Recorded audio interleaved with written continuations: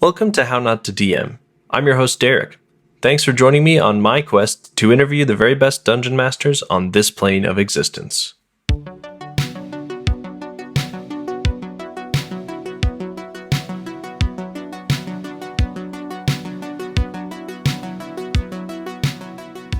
First off, I'd like to give a huge thank you to all of my patrons for supporting the show and making it possible.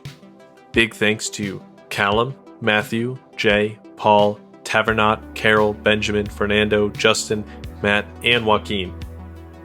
If you'd like to support the show, want a shout out on my next episode, or want an inside scoop on upcoming guests, consider joining. You can find the link in my Linktree or by heading to patreon.com/HN2DM.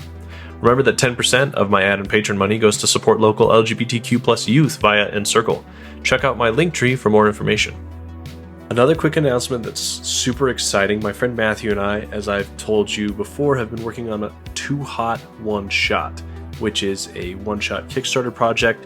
It involves spicy food and some fun homebrew rules, and it's going to be a lot of fun, and I'm really excited to share with you all. So it's been approved by Kickstarter. All you need to do is head to my Linktree, and it'll be the first link in my Linktree on the project page. So you can go there, you can click notify me on the launch, and then we'll send you an email as soon as it's launched. But yeah, the more interest we can drum up, the more people we can get to follow the project and to share the project with other people, the better it's going to be. So I really want to, broaden my content creation horizons, and this is kind of my first step, my first attempt into doing this is this Too Hot One Shot, trying out Kickstarter, trying my hand at some game design. So yeah, I'd love to have you all follow it if you could. And then when it comes out, I'll be announcing that, and I'd love it if you guys would consider throwing a few dollars at it and playing it at home with your own friend group or playing it online with your own friend group. That'd be awesome. Again, that's in my Linktree. It'll be the first link. Thanks so much for indulging me, taking a little bit of time out of your day to do that. It means a lot. And if you would also share it with your followers or friends and family, that would mean a lot as well. Okay, now let's get to this week's guest announcement. Chef Mike Haracz is a lifelong nerd and TTRPG player whose love for games continues on today when he's not thinking up awesome new recipes for your favorite restaurants or showing the internet how to make butterboards. He's running games in his basement for his local group. We chatted about some of his best and worst moments behind the screen, game night snacks, fast food mascots, and more. Enjoy!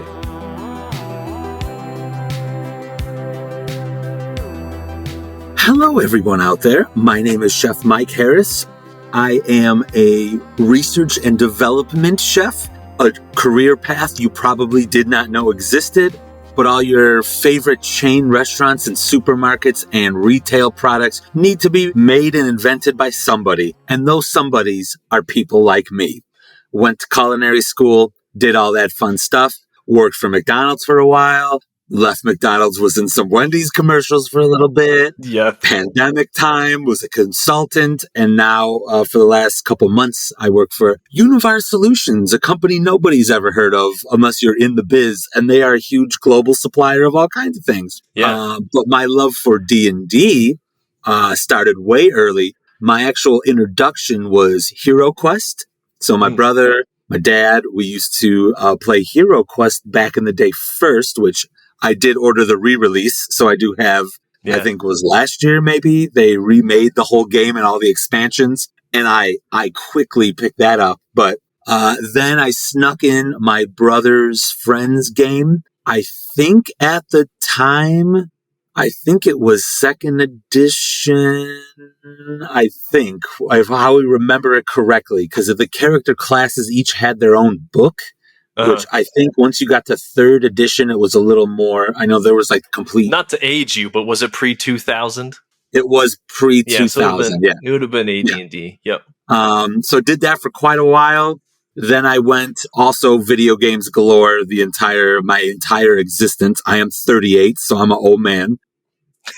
Went through college, did all that fun stuff. Then probably playing one game now for 8 years. So for the last 8 years, been hitting D&D heavy. I play in a 3.5 edition, and then 7.5 or 6 or maybe 6 years ago, I started my own homebrew 5e campaign. So I do DM a 5th edition game as well, that we're the kind of people that try to play once a month. So we'll play a 1, 6, 7 hour session. And the older we get and the more family, kids are acquired and life, sometimes it's like every 5 weeks. Sometimes it's like every 6 weeks. But we get it done. We are very happy and excited when we get things going. Also a big lover of the things like Critical Role. I've been a fan since season 1. So OG, first of all, before it was a big thing. And to prove that, there is a story I'll tell you later about how I tried to convince McDonald's to invest in Critical Role during the first season before all the boom. And they did not listen to me, of course, because they never did. You've made the joke about steering such a big ship, right? Like, it's pretty hard to move such a huge multinational company around like that, I'm sure. You think you have a cool position and all that, and then when you try to actually influence things, they're like, you have no authority. Okay, this is a whole lot of fun. And then I was on Dragon Talk, the official D&D podcast once. Yep. Played a couple games with like B-Dave and love B-Dave. Some other stuff around there. I was on the Wizards of the Coast like mailer where I got the cool stuff. I fell off that list. I don't get sent all the cool stuff, so I have to buy it, which is perfectly fine. I support the game as well. Yeah. And all that led us to here right now. Yeah, here we are. We'll have to see if Greg and Shelley can get you back on the list. I'm sure they would. Right. You just probably have to reach out to them. It is unpaid things. You send me a book, I will tweet, I will post on every platform. Give me the info. I will promote the hell out of it just for the book. Sweet. That's there you go. If you're looking for someone to promote stuff. Shout out. All right. So you said you started running a game in 5th edition a certain number of years ago, sometime in the past decade or so. So, how did you decide you wanted to start running games for people? Do you remember your first session and kind of how it went?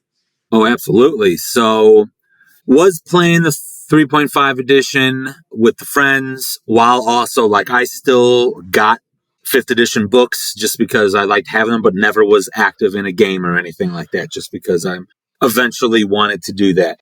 So we started talking with our group of friends. We're like, you know what? I'd love to DM a game.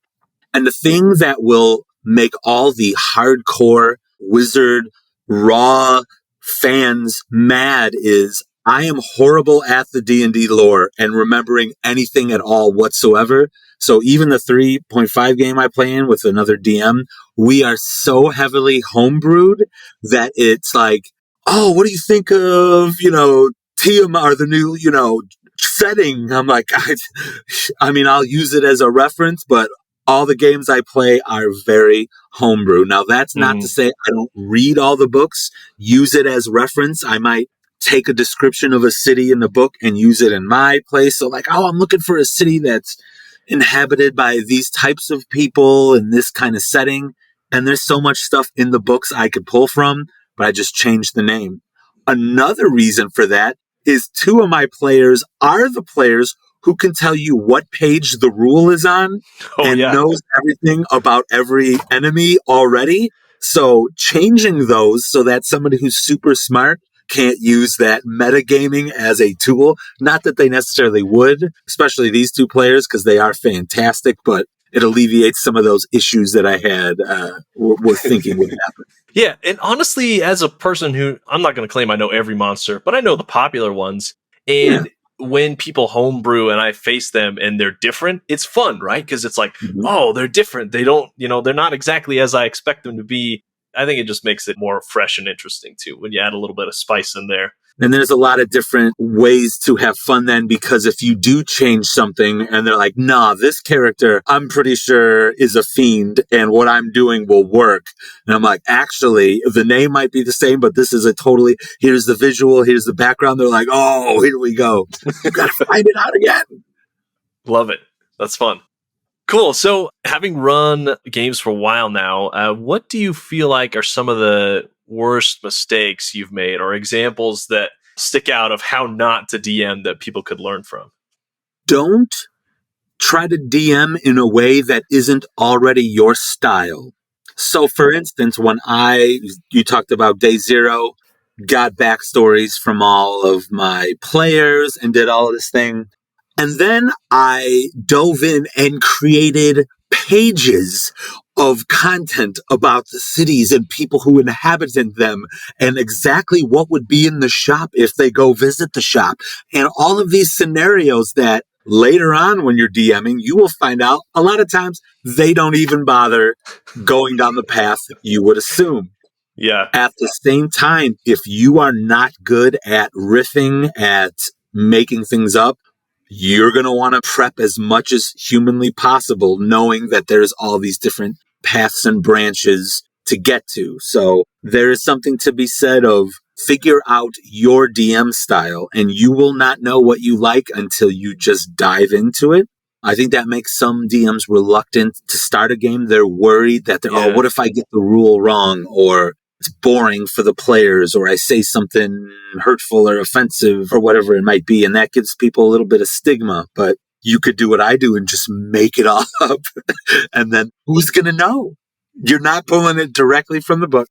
But I also surround myself with, if there is somebody who's an expert player who's been playing for years and years, I ask them, hey, what's the rule on that again? Because I'm an idiot and I don't remember. So having a variety of players who are better than me, who are probably could DM or who have and are better DMs than me, helps me to learn how to be a better DM by what's your feedback? How would you take care of this scenario? What's logical in this? Is this intelligence? Is this wisdom? What do you think? So really pulling on those types of people if you're fortunate to get them in your group there. But I think you were talking about like a day zero. Very important just to understand the characters, learn what is appropriate for your table and for your group. I fortunately play with a bunch of close friends. So let's say there's inappropriateness that we certainly wouldn't cross certain lines, but there's some back and forth that we understand that we're not trying to be offensive. Yeah. If you are playing with random people, new people, those who have a very different personality, day zero is great to understand that is a topic we should not touch upon. We won't even encounter that. So I think that's a pretty big safety net, especially for a game like this where you are trying to get emotional connection, passion. I want you to feel like the bad guy is coming for you. So if you put people in that scenario and then do inappropriate things that may be not comfortable for that player, it could be very uncomfortable. So that day zero and understanding who you're playing with and what's appropriate, very important for sure. Big time, yeah. My group is mostly family and friends as well, right? And so we do get away with a little bit more banter and that kind of thing. But, even with people really well, there's stuff you don't know about them that's important to dig into. So yeah, great point. For sure. All right. What are some of your favorite memories from the games you've been either a player in or that you've run? Really fun stuff that happened, really funny stuff, or, really emotional and meaningful stuff you've experienced? There was one game that I was playing where I did not have to say or do anything for about an hour. My players were just in character, going back and forth. What are we going to do? Planning and talking, learning about their backstories in character. And I just sat there and listened. When it's on autopilot and the players are engulfed in what's going on, awesome. Less I got to do, the more involved they are, having a great time trying to figure things out. If you can get that kind of scenario in a game, fantastic. Another ridiculous thing that happened in the 3.5 game early on. So there is a couple. The lady plays a lot of D&D, brought in her boyfriend, who's now the husband. This was early on. He's also in my game. We played for a lot, but this was early on.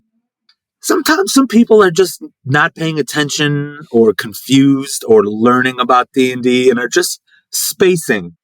So we calmed down an in-game scenario where we were in a big party or big function with aristocrats, and we didn't want to cause a big scene because we knew the big bad was in there. So we started getting a little rough up, scuffled, things calmed down.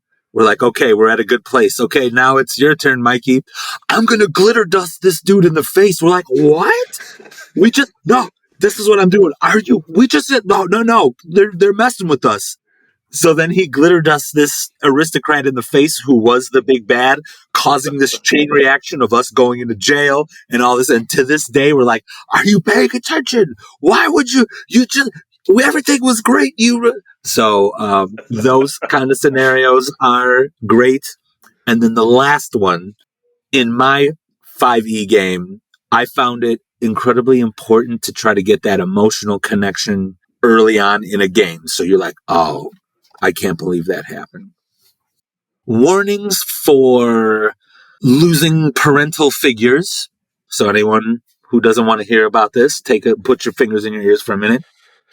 Made an in-game scenario where my brother was the player character who was Hondo Lone Star. You could imagine it is a Han Solo Lone Star type character. He was given up at an early age and lived on the land, hard life. Knew he had parents. The parents left a note. We had to give you away for your safety. Early on, this was maybe the second game. Some bad guy comes into town with a bunch of servants he's treating really bad. I task them, so I always have like a job board, like in an RPG. You want to just earn some experience points or some money? Here's a little side quest you could do if you want to do that. Yeah. And it was go steal something important from the aristocrat, and then we're going to resell it. So my brother, being the Hondo Lone Star's thief type, scoundrelish character, went and stole a bunch of stuff from this wagon. Later finds out that it is his long lost mom is the servant, took some very important pendant with a bunch of other stuff, and they didn't see this, but she freaks out. Where's my pendant? That reminded her of her son, who is my brother. And then the scene where the mom is not doing well, gets back or dropped off into town. Hanna, something about Lone Star. Isn't that your name? And yada, yada, yada. Something happens in his arms. And like the room, me trying to say it, we're all just like holding back tears. I could not believe that we got in that emotional space of like, I cannot believe this is just happened. I can't imagine what that feels like. From that point on, if you want to talk about players fully invested in a game, wanting payback for the events that happened, that was a trigger to them of like, we are taking this serious and we are coming for payback. So yeah, those are 3 different ways to have so much fun in this game. Your entire game could be any of those scenarios. Somebody not playing glitter dust, domino effect of disaster. It could be just fun, lighthearted. We're having a good time. Or it could be super emotional. A game could have all 3 of those, just one of those. And that's what I love about the game is it could be random things happening that give you that connection to it. So, yeah, I mean, dozens, if not hundreds of people have said this, right? But there's nothing quite like it out there, right? I've played video games, I've watched movies and shows and whatever else, but there's nothing quite like the magic of creating the stuff out of thin air at the table together. And it's certainly not for everyone. If you cannot that's true. I'm going to make this person's backstory. And obviously, most of the time, you're putting some personal elements in there or whatever. That's what you're pulling on, or a complete opposite character of you that you may want to be, that you've never even thought, how do those people think? But if you could get that connection to the character, write the backstory, you spent all that time doing it. You spent energy and mind power creating it. You don't want a TPK and your whole team loses. That would be, I spent all this stuff. So you are already invested in some manner into it. And if you could get the emotional investment, games are so much fun. So much fun. So much fun. Cool. What do you think makes an ideal D&D player as a DM, as someone who runs games? No one is going to be your ideal player. No one is the perfect player. Everyone has strengths and weaknesses. You only are allotted a certain amount of ability points in Dungeons and Dragons. So you will be better at some things and not as great as others. Some things that certainly help are improv ability and general communication skill, being able to react to an event, a conversation, a joke, a whatever, and make it seem natural, like you are in almost acting like that character, obviously makes things a lot of fun. Because you can also just have a stoic, logical, fact-talking person, which is not right or wrong, but that's just a different kind of gaming experience there. But somebody who could take themselves out of it and be the character, awesome. If you're playing 3.5, math. If you are more of a creative storyteller, just how to be engaging, I think, is great. And that doesn't have to be, you have to be silly. You could be very serious and engaging. You could be suave and engaging. You can be goofy and engaging. You can be fierce and engaging. So whatever tone your character or you are as a person can handle, do that in an engaging manner. Do you ask a lot of questions? That's great. In character, you are the detective. Ask all the questions. That's great. Are you standoffish? But if somebody pokes the bear, you're going to go crazy? Okay, as a DM, that's great. I'll be like, okay, here's some scenarios where I'm going to make sure you are at the center of it. Because if you want the bear to be poked, I'm going to do some poking. So that's also good to understand your players' own personalities. I'm, once again, fortunate to play with people I know. So I know how to push buttons. That is something you can learn day zero. Like, what kind of personality type are you? I'm going to charge in swinging. Okay, I'm going to set this scenario up for you, and it is not going to go well. Or the scenario is just for you. So yeah, a great player also gives the DM some feedback on how your character is. If you're up to shenanigans, maybe invite the DM along because they'll want to play along with it. But yeah, so there really is no perfect player, in my opinion. I like that answer, though. Everyone's good at different things and try to play to their strengths. Yeah. How is running a game like making a delicious meal? What do you feel like the skills are that translate across? This is a great example here. When you're going in for a meal, okay, you're going to the fanciest of restaurants and you want to have an experience. It's not just about how the food tastes. So you walk in, it's what do you hear? What do you smell? What does it feel like, the ambiance in your setting? What is the lighting? Is there overhead can lights or is there pendant lights that really illuminate the table in front of you so that when somebody brings out this masterpiece of culinary work, you see these vibrant colors from, let's say, this beautiful grilled lobster tail or these bright orange colors and flecks of black from the natural, colors of the lobster. You kind of see that shell. This basil oil that's incredibly aromatic, that's reminiscent because you're in a location where basil is grown very regularly. Like the climate in the area is perfect for that.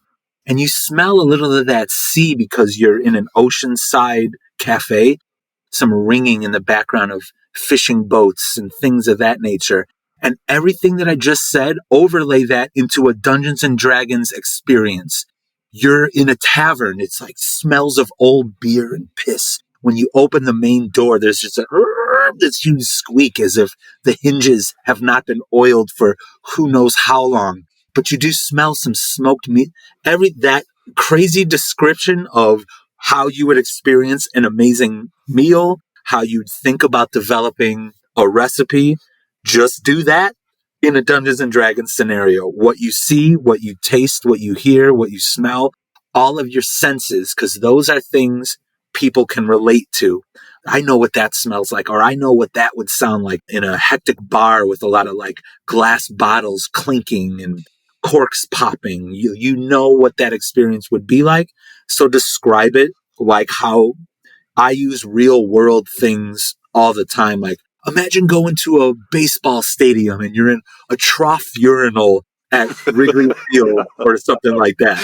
Oh, the troughs. And that same mentality of creating art, creating music, talk about the music of whatever, how the emotional connection to the song. You walk into a bar and a bard is playing some somber, really sad song about a fallen warrior who tried his best. And those emotional cues, like a Harry Chapin country song, like whatever, describe it as such. But all of those kinds of artistic things can really play together in any scenario. So if you're great at culinary, talking about food, think of that descriptor style in whatever you're doing in the game. I love it. I also love the restaurants whose ambiance is dark enough that my father-in-law has to pull out his phone flashlight to read the menu. That's my favorite. Oh, yeah, absolutely. I've been there. Been there many a time. For sure. Anyway. Now, a word from How Not to DM's sponsors. First up, let's start with a word from my friends way out in New Zealand, Dice Legends. Amidst the wreckage and recovery from war, a new secret war begins in the alleys, docks, gambling pits, and sewers of Aratai. A war of assassins, smugglers, crime lords for the underbelly of the city.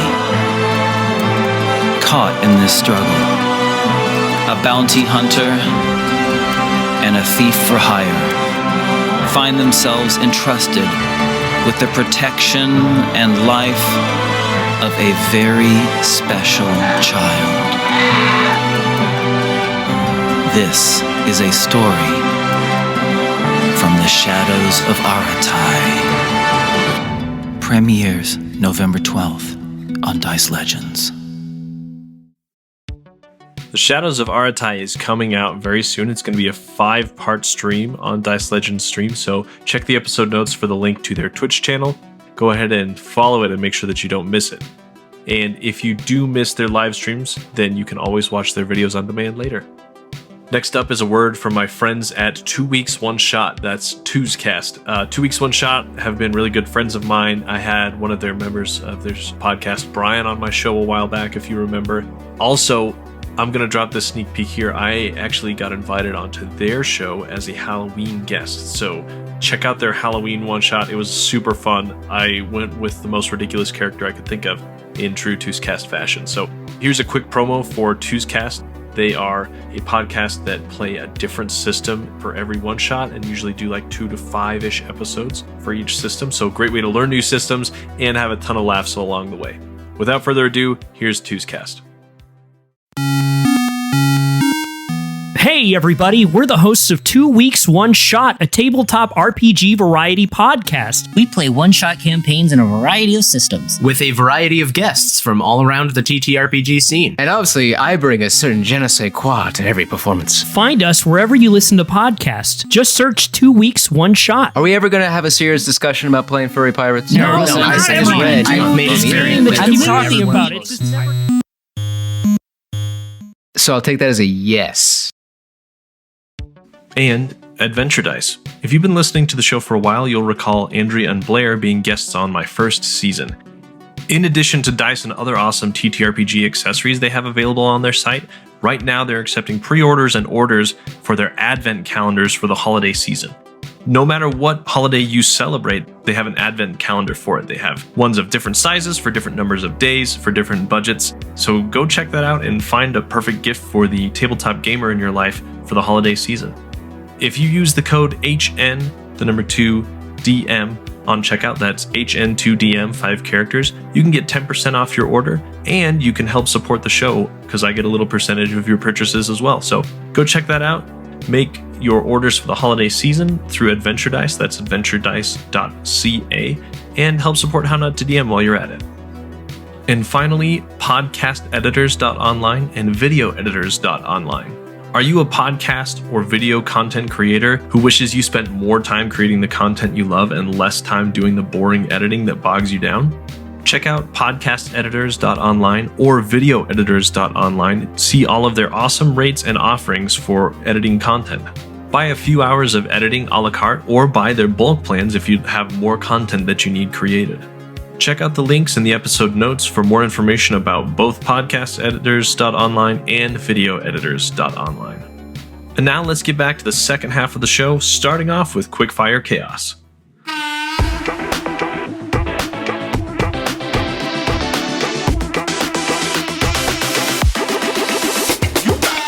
Welcome to Quickfire Chaos!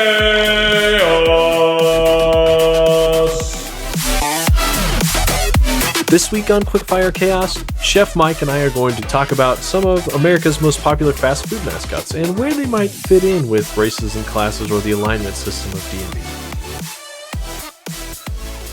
All right, I have 2 ideas. Shout out to my sister-in-law for thinking of one of them. I thought of popular fast food mascots, and we decide what race and class they would play. Or we could do celebrity meals for popular characters from like the Forgotten Realms or something. Like, there was I don't know, who all has had meals at McDonald's? Tons of people, but like, think of what their celebrity meal would be. What sounds more fun to you? I think I'm feeling option A, the mascots. Yeah, let's do it. Yeah. So like Hamburglar. Exactly. Obviously, we know he's stealing things. So a thief type character, good disguise. I would say, I wouldn't know if I'd even go far as evil, but maybe like... He's pretty chaotic, right? He's not like when chaotic, he gets caught, neutral. he's like he's just doing it for himself. He's not right. trying to hurt somebody. He just loves the burgers. Yeah. I feel like he's always remorseful when he gets caught, too, Burgers. Yeah, I'd say that. That makes sense. He's just a repeat offender. He keeps coming back. Ronald Yeah. the Bard, He does is a not bard. need an instrument. He could be vocal. In my games, Yeah. bards can sing as their weapon of choice. But I cannot think of one mascot that would be like lawful good. Who's a just, loyal, positive. Everyone's trying to get your money. So at least it would be neutral good. Every mascot ever. I have some pulled up. What about the Jolly Green Giant? I suppose he could be good, right? It depends if he's going to go to a Brazilian steakhouse and he's going to see a bunch of blasphemous meat eaters. What do you think he would do? Step on them? Is he going to crush them? Yeah, probably. At least, Ooh, yeah, now I want I guess. Brazilian steakhouse. That sounds good. I mean, Jolly Green Giant kind of hangs out by himself, I think. He's just more promoting the veg. He probably has a familiar, but I don't know if he'd be lawful. Yeah, maybe. Who else we got? Who else we got on this? The King. Burger King. I'm trying to think of also like the scenarios that I've seen him in. So it's like appearing with the burger. Right. My favorite commercial is where he the person wakes up and he's like right next to them with that creepy mask and it said "Wake up with the King" like for breakfast. Man, that's creepy. It was so creepy. Yeah, the mask is really creepy. The King when I was a kid was like a weird little whimsical animated guy, right? Yeah, that's what I remember. I remember paper little crown hats that we used to get. I'm sure they still do that too, but yeah. Once they switched to this King with that face and all the ridiculous actions there. I'm thinking Warlock. He's probably sold his soul to someone, right, to appear that happy all the time and just be right. He's just a king. He is not a deity. He's not the burger lord or burger god of the halls of burger. Okay, he's just the king level, so he's probably puppet mastered by somebody for sure, guaranteed. And I bet you he has some evil intentions because Burger King doesn't come up with anything new. They just rip off other people's stuff. So he's probably some like, give me the information kind of, evil. The Burger King is evil. You heard it here. You heard it here. Okay, how about Wendy? Wendy's a nice lady. As a character, like, I don't think we've seen her, like, do a lot of stuff. You know what I mean? You have the image of her. I believe it is a Dave Thomas child. And Dave Thomas seems like a stand-up. Dave Thomas and that Wendy's is probably, if it's handed down, a paladin of some kind, of a just, noble club. Maybe that's the one and only lawful good mascot. Because, well, now wait a second here. Wendy's social media is savage as all can be. So I don't know how we interpret that. Right. Because Wendy, is it her talking? The character. Is it her who's I don't think it's from her because there's been they said some spicy things. They'll clap back. They got no problem.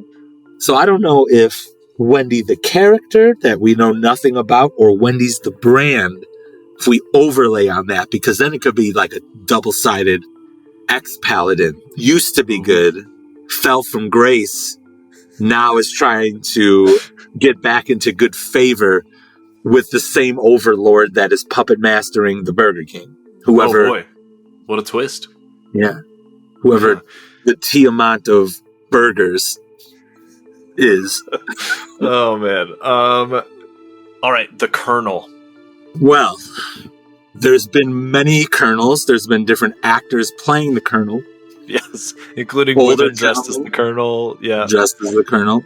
I mean, I'm just going to assume he's evil. I would assume the colonel is evil. Probably. You just have to, based on how he looks, based on every other assumption we shouldn't make on this human. If, I believe the colonel is a real person, but he seems evil. Anybody who wears a white suit, right? Like, you just know they're the bad guy. While eating fried chicken, you know how much grease stain and stuff is going to get on it? Come on. Crazy.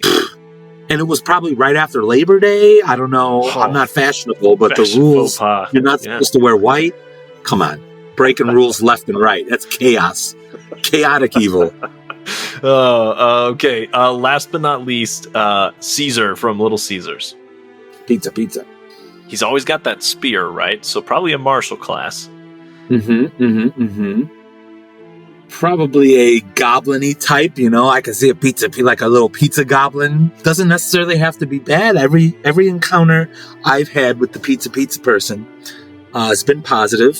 When I was a little kid, they used to have the coolest play places where there was an arcade. There were these places you'd go into and there's these big boxes with a TV and big buttons. I don't know if they have those anymore. They're called arcades. And you used to put a lot of quarters in and play all day. Like Gauntlet and Galaga and the original Teenage Mutant Ninja Turtles and the Simpsons video game, Double Dragon, Beastmaster, those kinds of games. And it was always awesome. So I would say, I think he's a positive type individual. Yeah. Bestowing food upon all of those. Well, I guess everybody is, but it'd be funny if it was a goblin who's got like the polearm master feet, so that they got 10 feet of reach. Just this huge spear moving away. He's going. Oh, that'd be awesome. That would be fun. I think that's it. I'm trying to think if there's any other. I guess you got Jack from Jack in the Box. Just chaos. That Jack is absolute chaos. Yeah. Come on. Also kind of creepy, right? Now he wears like a suit now, but he's still got the clown head. Yeah, this big, bizarre, pointy, like that little hat off to the side, not even on straight. Doesn't blink. His mouth doesn't move. Yeah. It's a mimic of a mascot, if you ask me. It is a mimic. No, you're not even real. You're not a real mascot like Ronald. We were in California last weekend, and we saw Jack in the Box, and I was like, "Oh, we should go," jokingly, and we didn't go.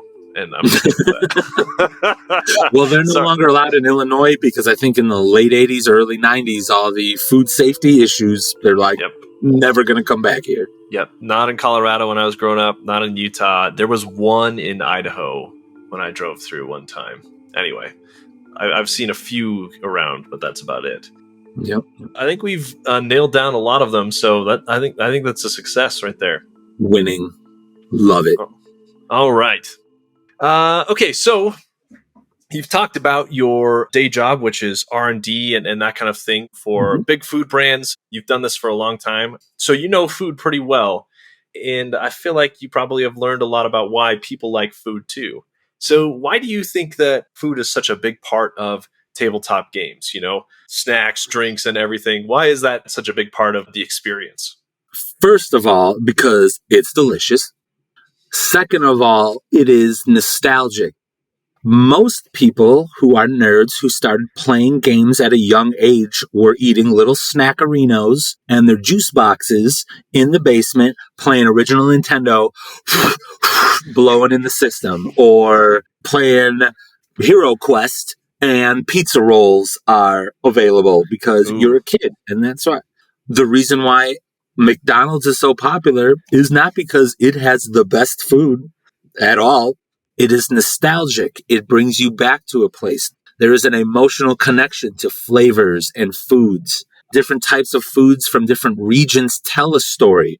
Why are potatoes so popular in Ireland? Why are chilies very popular in warmer climates? Why is French cuisine all highfalutin and classy? And then, there's peasant food for underlings. Like, you only get whatever because this. And that shapes the culinary landscape of these areas we are in. So if you are telling a story, if you are talking about lore, if you are talking about economies and ecosystems and environmental impact and the terrain of the area, all of that information shapes what foods those people are eating. So not only in game, which, high elves would be a high fancy, we only eat the fanciest, most expensive exotic foods. Or are you a very poor underling eating slop or whatever, all you could get? That's in game. Out of game, it is now bringing you back to your childhood or to experiences you've had in your life. And again, there are thousands of reasons why you choose to eat what you do and what you like that are not, it tastes good. It could be, it tastes good for what I have upstairs. It tastes good on a budget, on my budget. It tastes good based on my dietary restrictions. There's so many other variables at play of why the food is served or whatever it is. So that just being involved in the game just, I think, completes a story, gets you, again, in that emotional space to play the game and fuel the fire to have some fun. I love it. For you, what is your perfect game snack lineup when you're getting down to play? Like, what would be the best case scenario of snacks that people have brought or that you make yourself, that kind of thing? All right, well, it's strategic because you're touching stuff. So you don't want Cheetos or Doritos. You want maybe a plain tortilla chip that you could dip in a variety of things, or a plain potato chip, or a sandwich with bread that isn't too dirty. Pizza is great. You can fold it up, use a napkin, and eat it. So a lot of my choices are strategic of, I'm not going to eat a warm tuna melt during my game because it stinks. And that's not what we're doing down here. So if somebody wants to get a little strategic in their food offerings, first of all, understand what your players, if there's any allergies or whatever, but you totally can develop some tasty things that make sense for the game that's going on. If it's, you guys don't have breaks, you could just put cold sandwiches up and grab it when you want, or chips or whatever. If you take a purposeful break, oh, pizza's here, let's go. That is another fun event to kind of break things up. And then beer. Lots and lots of beer, for me at least. Or seltzers, or Malort, or whatever shot you want to. I've never tried Malort, but I've only heard good things. I got a bottle back there all the time. And apparently, like, back in the day, it was worse. Like, it's still an acquired taste, I'll say. Yeah. But, in the Bear, they had a big billboard with Malort all of it. I thought that was pretty cool. I recognize that. Yeah, I got a few buddies up in Chicago who are always arguing that you should boil your hot dogs instead of grill them. And they've also talked about Malort. So, anyway. Are you sure they didn't say steam like a Chicago-style hot dog? Maybe. I'll have to ask you. Chicago style is usually steamed hot dog and the bun is steamed, but to each their own. Yeah, it's got like a little softer bun with mustard, with Chicago style toppings, celery, salt, pickles, tomatoes, all that fun stuff. But it's like Vienna beef style, Portillo's and those popular places, it's usually steamed. Steamed and the steamed bun. I'll have to ask him. Nathan, if you're listening, DM me and we can hash this out. Anyway.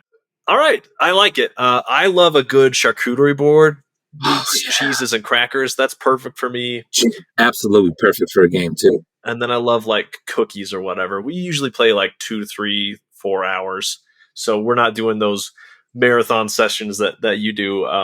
You're not having a meal. You are just snacking, keeping you... Yeah. We haven't played in person in a while. We're still doing Zoom just because I have kids, they have kids, and the world is still doing what it's doing. But we'll probably get back soon. But one of the last few games, one of my players made the Ted Lasso recipe of cookies, like the biscuits. Oh, yeah. And the first batch he brought, pretty good. Yeah. The second batch he brought was so flipping good. And as a DM, I recommend you give experience points to your players who bring food and drinks. So 50 experience points if you bring food, 50 if you bring drinks. Bribery. Also, if you're the DM, try to play at your house, because everything nobody eats and everything nobody drinks stays at your house, and you have a bunch of food now. And you paid experience points for them. That's true. I have a lot of half bags of chips and stuff that I end up Yep, with. absolutely. And when they come, you give the half bag back, like, oh, yeah, I got chips. That was left over from the last game. They just didn't realize it. Genius. Was it shortbread? The cookies? Yeah, It looked, he even like cut it to make it look like that. I don't know what his recipe, where he got it from, but love it. Delightful. So you've talked about it in many places. You made a TikTok about it, talking about it in depth. You are the person that we have to thank / blame for the McDonald's Szehcuan sauce from Rick and Morty. I don't remember what season of Rick and Morty it was, but in the first episode of, it was either the third or the fourth season. Third season. Is it third season? Okay. Oh, yeah. I'll take your word for it. I remember this very clearly. I'm sure you do. I'm not going to explain the episode because it's too hard to explain, but he shows up to a McDonald's drive-thru in like 98 or 99 because he says that's when the sauce is available, because it was around for Mulan, like a Mulan promo, and he has been trying to get that sauce ever since. Anyway, I'll let you take it from there. So, literally what you said happened. So they called out McDonald's, we want the Mulan sauce. And, you know, Rick and Morty fans are like Critical Role fans, where they are fully invested and this is what we want. Here are our voices. Make it happen. Yes. So I don't work there anymore, obviously. But at the time, we gave away 10,000 bottles of Big Mac sauce as a promotion. Go in a restaurant, you get a free Big Mac. An owner-operator tweeted at me. He said, hey, Chef Mike, since we just gave everybody Big Mac sauce, shouldn't we give the people this Szehcuan sauce? He saw that it was, popular. We saw that it was. Now, I've been media trained multiple times. And when you work for McDonald's and I did also the radio promos and spoke on behalf of the company, you go through rigorous media training. What should you say publicly and what you should not? How to phrase things, how to pivot and hit your talking points versus saying the soundbite that they want you to say, and then you're in big trouble. So I knew I wasn't supposed to say anything at all. But I was like, you know what? I love Rick and Morty. I'm just going to quote tweet this and this is what I says. I'll see what I can do. Okay, so the owner-operator said we should bring Szehcuan sauce back. I quote tweet, I'll see what I can do. Couple hours later, hundreds and hundreds of retweets. The media, so news outlets, are headlines. McDonald's chef says he is bringing back Szehcuan sauce. That is not what I said. I never said that one, but it just blew up and took off. So I had to go to the legal team, marketing, HR. I'm like, I did not say that. They didn't like that I quote tweeted the thing. And to this day, well, not anymore, but I was like, I didn't know that was going to happen. This guy right here. You're welcome, McDonald's. How about that? So then one thing led to another. It was hugely popular. We made 4 jugs, gave one to Justin Roiland. He loved it. Yada, yada, yada. A bunch of other, I got lots of stories about it, but right. All this stuff happens. Finally, we're going to bring it back to the restaurants because it was also, McDonald's was launching a product I helped develop, which is these buttermilk crispy tenders. So they were the chicken strips. So they were using the Rick and Morty thing to promote that because it's chicken strips. How are we going to market it? Well, let's tie it with Rick and Morty stuff. McDonald's did not do it with Rick and Morty, if you understand my drift. Oh, so really? they made a cup art that looked like Rick and Morty art, but was not Rick and Morty.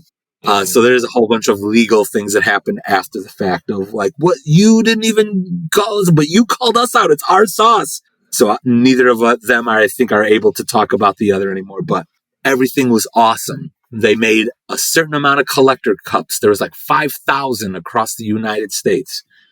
D-Day, everything. This morning, lines started growing outside of all these McDonald's. Oh, look at the news.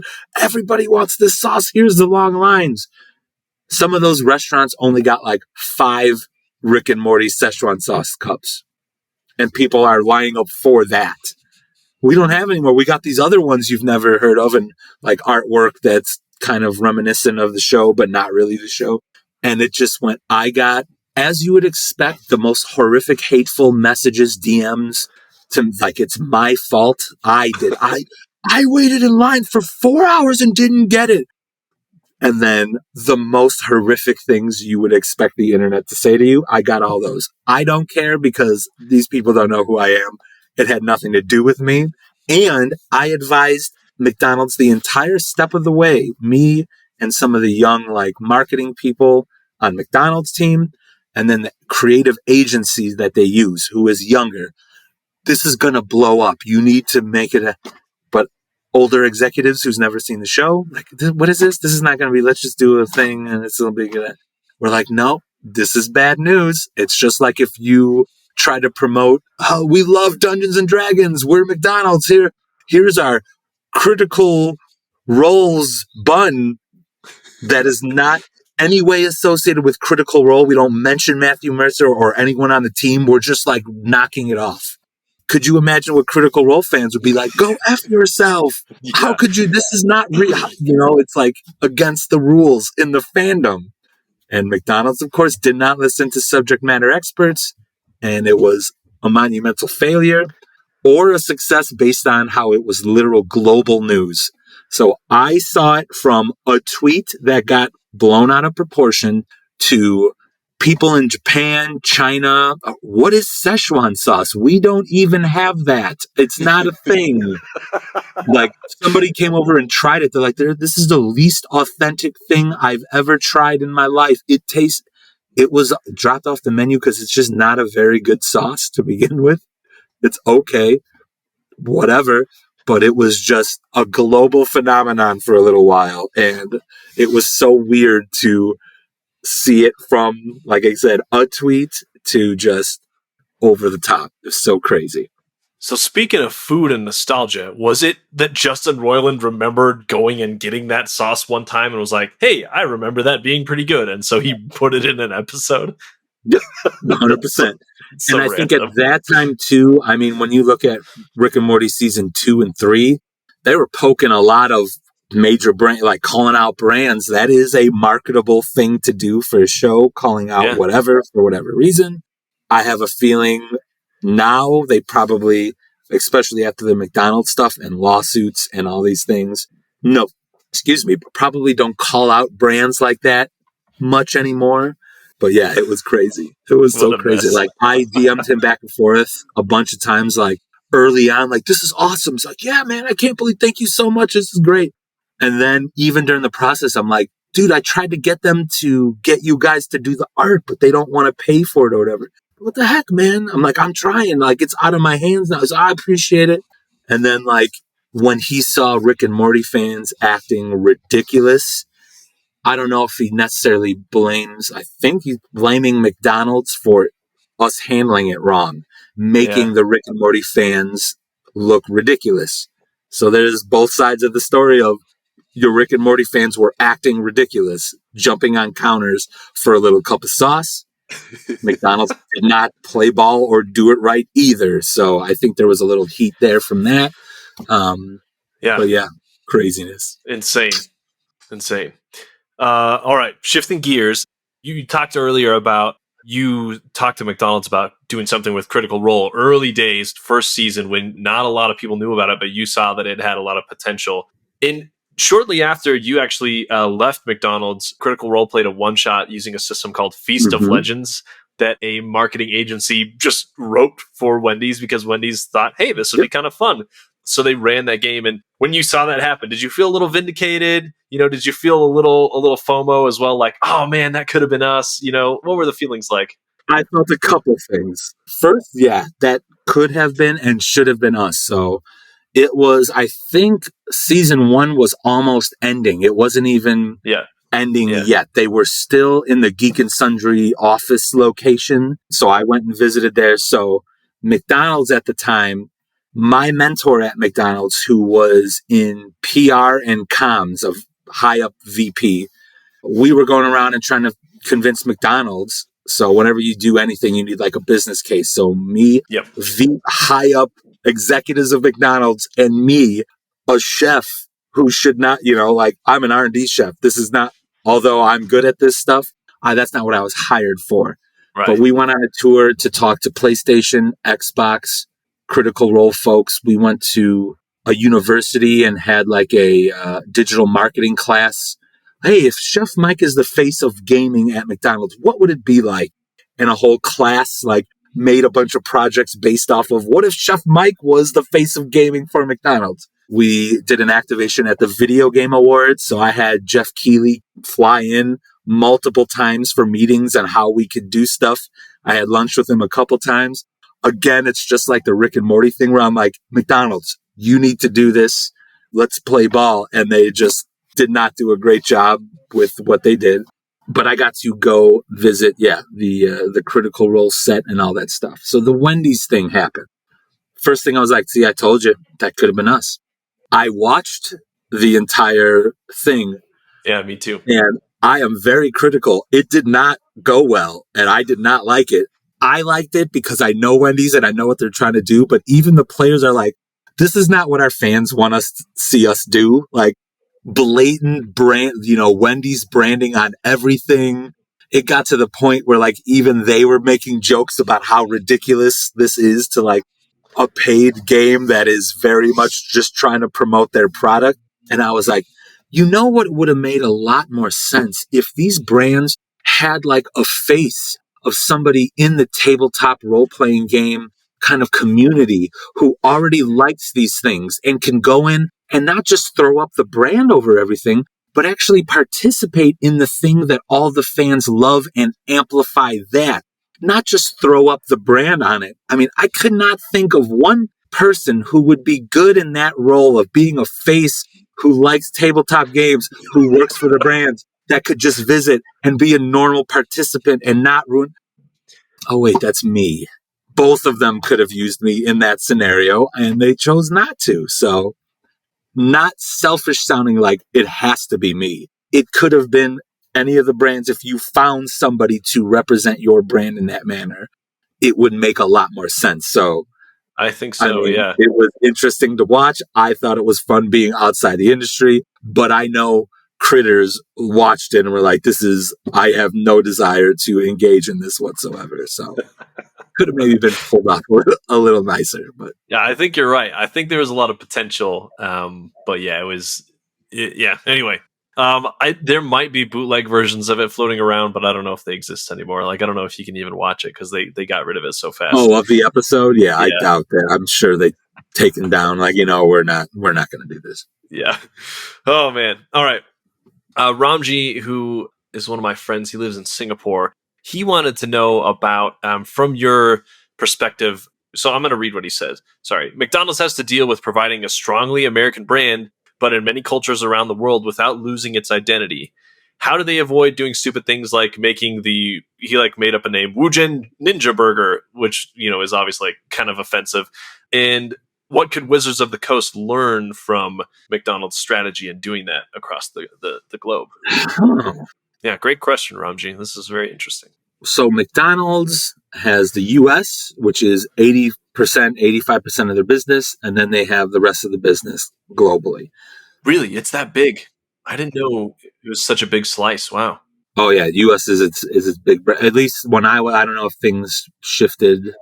And then this was also pre-pandemic, so I have no idea what the footprint looks like now. But in each region, there are professionals, whether it's chefs, R&D, food scientists, local marketing folk, who tailor the menus to that region.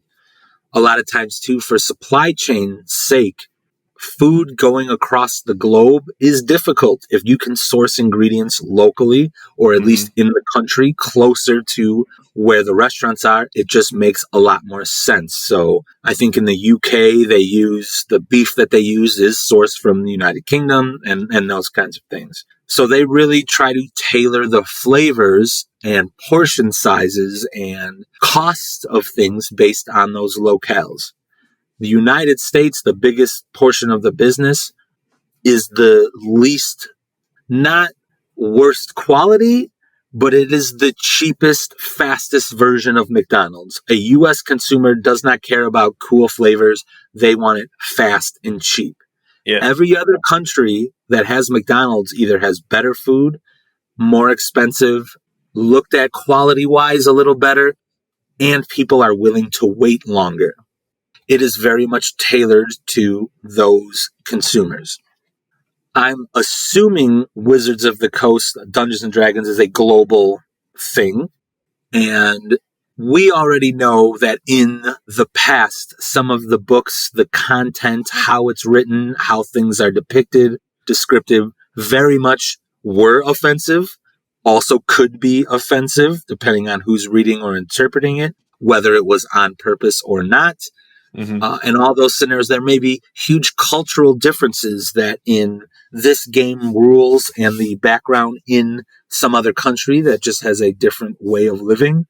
It might be incredibly offensive to them versus here in the United States. So I'm assuming they have creators, writers, folks, when you are trying to translate this game into other languages in other parts of the country, who need to look at the content and understand, okay, this may fly in this country, but it is not going to fly in that country. The difficult thing to understand, and this is only in my opinion, that doesn't mean right or wrong. You may in one country, wait a second, but that's not how we mean it. That's not how we're interpreting it. That's not fair. Versus the other side of, we want it to be inclusive. We want it to have this content. And that is a fine line of, we are tailoring it towards that country. As a business, that makes sense. Morals, your personal views on topics is a whole other thing, which is why it is so difficult to comprehend launching a game like this across the globe and not upsetting people. You're going to upset people in some kind of scenario for whatever. Every race and class can't be good, bad, or in the middle. That's not, why not? Why we're not going to get on that soapbox, but you know what I mean? Depending on who's viewing it, it could be interpreted in all these different ways. So hopefully, I'm assuming Wizards of the Coast uses regional folk to determine how the game is presented in all those countries to make it a little more accepting. And if not, then they should be, right? Anyway, I'm sure they do something like that. Yeah, and if they're not, that's probably bad news. Yeah, I would imagine so. Yeah, cool. All right, last couple questions here. What's been the most fun connection or experience you've had since kind of becoming more involved in the TTRPG community? Being on Dragon Talk was a lot of fun. There was a lot of opportunities that I got because I was an employee of McDonald's. A lot of those opportunities went away as soon as I walked out the door. Oh, you're not with McDonald's anymore? Well, we're busy. So obviously I know a lot of opportunities are because they wanted that McDonald's call out. But what was funny is the trip was booked and I left McDonald's 2 weeks prior to Dragon Talk. So they're like, hey, we're going to ask you all these questions about McDonald's. Once I got there, I was like, yeah, you can ask. I haven't worked there for 2 weeks now, so I'm on my own. Oh, so I think the tone of the conversation changed a little bit. They kept wanting to talk McDonald's related stuff for branding, and I made it more about myself. But it was still so awesome to be in the beast and go see where the games are made. Go see, what is the dragon's name on the floor above Betty? What was the dragon's name? In their office, they have a dragon like statue, a huge one, and she has a name. I forgot what it was, but I have a picture next to it. So that kind of thing was awesome. And again, being able to go see the table that Critical Role played at, getting a Swarovski crystal D20 from Dungeons & Dragons Wizards of the Coast. Like I said before, I was on the list for a little while. I'll promote whatever you want to send me. I got all the things. Being in a position where brands just want to send you stuff, like that blew my mind. Like, I'll pay for all of this and you want to send it to me for free? Like, validation of, yes, I do love this game. Thank you so much. That was pretty awesome to experience. So. Yeah, it sounds like a lot of fun. I chatted with Shelly. I got to be on a couple episodes as like the B guest, not the main guest, We but got like 5 minutes left. Derek's Yeah. gonna. exactly. No, and Shelly, I really appreciated it. I'm not saying that I didn't like it, and if you want me on again, I'm happy to be. Anyway, And just, I'm not mad that they wanted McDonald's. I'm very well aware that's what you wanted, and I think in the episode when you watch it, like I talk a lot about the McDonald's stuff. And I, once again, tried to convince McDonald's to play along and be partners with y'all. I'm so sorry. I tried to steer the shit.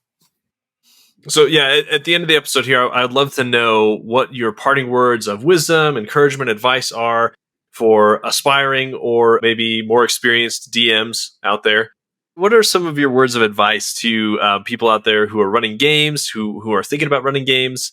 What's some advice people have given you or that you've kind of learned from experience that you would tell them? I certainly want to hit the point, like I said in the beginning, of find your style. Second, do not compare yourself to anyone else, any other DM. It happens all the time. Y'all know exactly what I'm talking about. I could tell you the Mercer effect, but that's literally like it. How come you're not as good as this pro who's absolutely amazing at it? Yeah, because that's not me. So if you don't like it, you could go play some other game somewhere else where you could find a Matthew Mercer, which you never will. So good luck with that. But take some feedback, take some appropriate criticism, like, if your players are starting to tell you that my character arc, I'm looking to be, start off kind of scraggly and then become stoic over time. Well, listen to the feedback of your players. They kind of will guide your journey on story, on what they want their experience to be. So you do really need to listen to them on what they're trying to do. But really, if you've never done it before, just get in there. Once you do, like, play some BS games, like do it a couple times, one shots, just to get a feel for it. I had a player who played for like 5 or 6 years and was like, I want to DM, but I don't know if I'd be really good at it. So then I started asking her questions. I'm like, well, what do you think? Like, what kind of setting would you want to do? Well, I want to do this, that, and the other. And like, how many players do you think you want? Oh, maybe do 5 or 6. And what would be like the arc? Well, I'd want to do this. You've just laid out the entire game. Why are you not doing this? You're a music and arts teacher. You are ultra creative. You would be amazing at this. Why are you doubting yourself? You just got to kind of get in there and do it. So I have no problem with co-DMing. That might be a great strategy. If you are a great storyteller, but have no math or rule set or a lot of reading and memorizing of rule sets, 2 DMs. I would love to be in that scenario someday because I am not as great with the rules. So if I could be like, that's why that happened. You can't do that.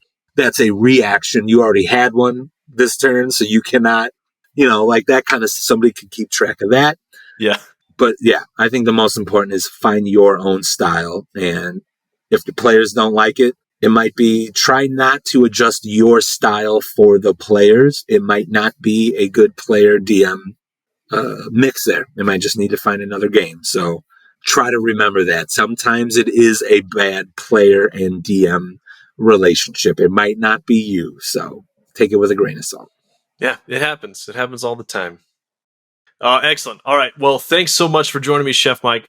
Where can people find you on the internet? Where are you active most? Any upcoming things you want to chat about? I'm on almost all the socials. Just look up my name and it's spelled just like it sounds. Haracz. Haracz. Haracz. Just search that. You'll find me. I've been doing a lot of TikTok lately because all the brands are going on TikTok. So I'm just trying to build a following over there. And as you would expect, I'm leveraging being a former McDonald's chef, even though I'm sure they hate it and I don't really care. I'm using it to gain a following so that once I have a big following, maybe McDonald's will want to pay me money to promote their brands, or Wendy's is going to be like, hey, you got to be the McDonald's chef on TikTok. Now we're going to do another Wendy's thing with you. Or I just become TikTok famous and some other brand wants to use me for whatever. So you can find me on the TikTok, on the Twitter, on all the things. I have a YouTube channel called Chef Mike Does Stuff. Have not uploaded anything in a while because I've been doing the TikTok shenanigans. So email me, message me, AOL chat rooms every Wednesday night at the Northwest Chicago Suburban chat room from like a 9 to 10 p.m. As long as my mom isn't on the phone, I'm there. This is very specific. I love it. I wonder how many people listening have experienced that. A chat room? I don't understand. Yeah. Your mom on the phone? I don't. Yeah. Dial up, maybe. Oh, man. Those were the days. Excellent. Well, thanks so much for joining me. Chef Mike's been a blast chatting about all sorts of different stuff. I know who I'm going to talk to about the bear now. You're my guy on Twitter where we can chat about it. So look for future the bear jokes and tweets there. All right. Thanks so much for joining me. Have a great rest of your day. Right, you as well.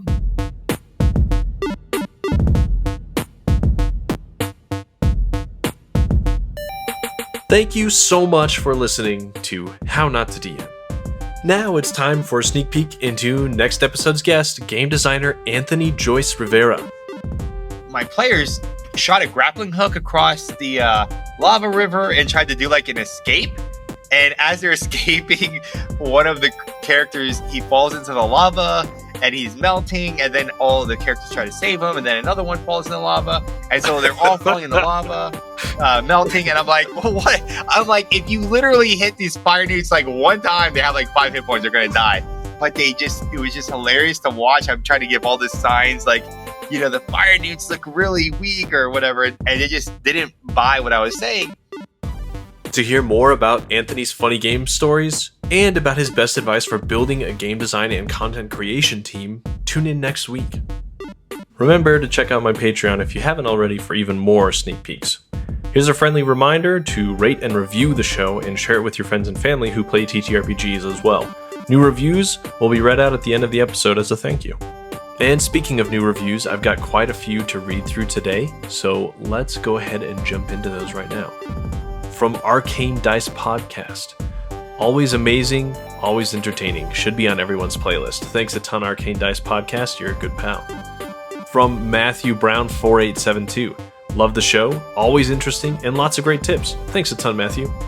Thanks a ton to all three of you. Those reviews came from a site called Podchaser. I like Podchaser because I can go and search through guests that have been on podcasts before if I want to find their contact information or whatever, but also a good place for reviews.